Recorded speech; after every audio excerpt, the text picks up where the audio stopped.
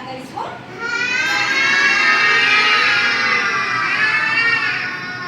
એક ઝાડ નીચે છે ને ચૂચું કરતો ઉંદર રમતો તો જો છે ને આ ઝાડ છે અને એની નીચે ઉંદર તમને દેખાય છે બધાને. ઉંદર છે ને ચૂચું કરતો રમતો તો રમતા રમતા ત્યાં આગળ જતો ને ત્યાં એક બિલાડી મ્યાઉ મ્યાઉ કરતી ઉંદરને પકડવા દોડી. જો આ રમતો તો ને તો ત્યાં બિલાડી આવી મ્યાઉ મ્યાઉ કરતી ઉંદરને પકડવા આવી. ઉંદર તો ચૂચું કરતો ઝાડની બખોલમાં વયો ગયો પાછો. ક્યાં વયો ગયો?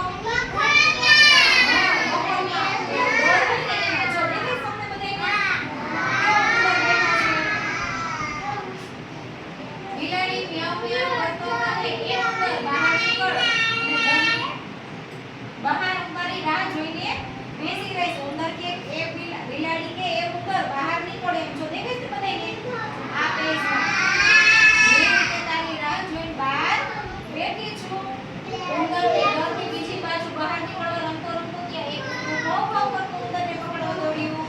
ઉંદર ભાઈ જો ઘરની આ છે ને એની બીજી બાજુ રસ્તો હતો એને કેવું ત્યાંથી લઈ જાવ. આ બાજુ તો બિલાડી બેન બેઠા હતા તો ત્યાંથી નીકળવા માટે ગયો ને તો ત્યાંથી છે ને કૂતરો આવ્યું ને કૂતરા ભાઈ એવા ભાવ ભાવ કરતા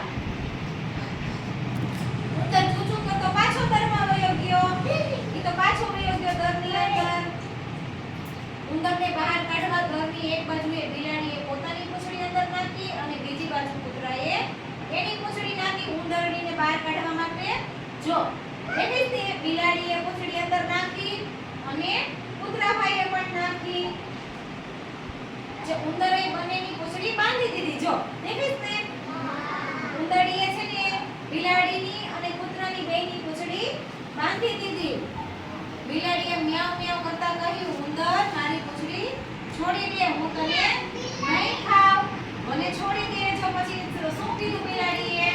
ઉંદર મને છોડી દે હું તને નહીં ખાવ. કેમ કે ક્યાંક એને પરેશાન કરતી હતી ને એ બિલાડી ઉંદરડીને પરેશાન કરતી હતી અને કોઈને હેરાન કરાય